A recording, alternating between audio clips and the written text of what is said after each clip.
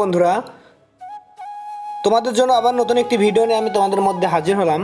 আজকে আমি দেখাবো কিভাবে আপনারা খুব সহজেই আপনাদের ফোনে লগ ইন করা বা নতুন আইডি ক্রিয়েট করা বা আপনাদের ফেসবুক আইডি অথবা আপনাদের অনলাইন প্ল্যাটফর্মে যে কোনো আইডি যদি আপনারা কখনো খুলে থাকেন, সেখানকার পাসওয়ার্ড যদি আপনাদের মনে না থাকে, আপনারা কিভাবে সেই পাসওয়ার্ডটি দেখবেন আজকে আমি সেটাই আপনাদের দেখাবো।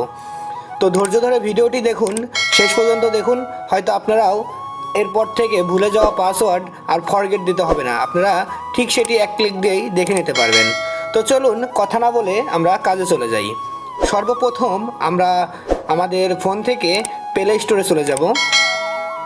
প্লে স্টোরে যাওয়ার পর এখান থেকে আমরা উপরের দিকে দেখুন আমাদের জিমেইলের যে লোগোটা আছে, আমাদের যে জিমেইলটা এখানে লগ ইন আছে, সেখানে আমরা ক্লিক করব। ক্লিক করার পর দেখুন এখান থেকে আমরা গুগল অ্যাকাউন্ট এই অপশনটি সিলেক্ট করব। গুগল অ্যাকাউন্ট এটা সিলেক্ট করার পর আমরা এখান থেকে আমাদের জিমেইলের ভিতরে ঢুকবো। এখানে যাওয়ার পর আমরা একটু ওয়েট করুন, দেখি কি আসে। এখান থেকে আমরা চলে যাব, আমরা ডান দিকে যদি যাই, ডান দিকে গেলে পরে দেখুন আমাদের উপরে একটা অপশন আছে সিকিউরিটি। এই সিকিউরিটি অপশনটাতে আমরা আসব।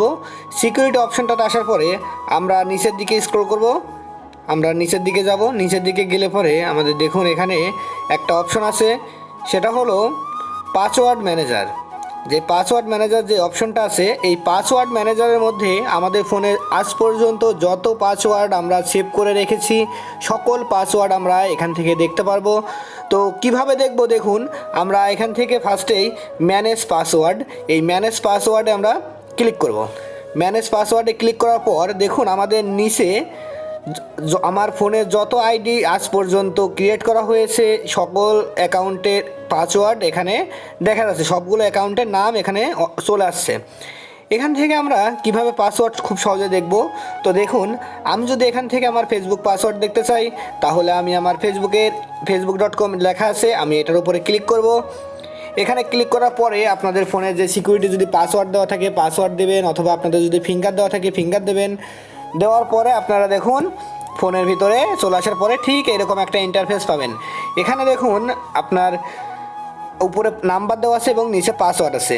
আপনারা এখানে যে চোখের যে আইকনটা দেখতে পাচ্ছেন, এই চোখের আইকনের পর ক্লিক করলে পরেই পাসওয়ার্ডটি দেখতে পারবেন। তো আমি দেখাচ্ছি না, আমার সিকিউরিটির কারণে আমি দেখাচ্ছি না।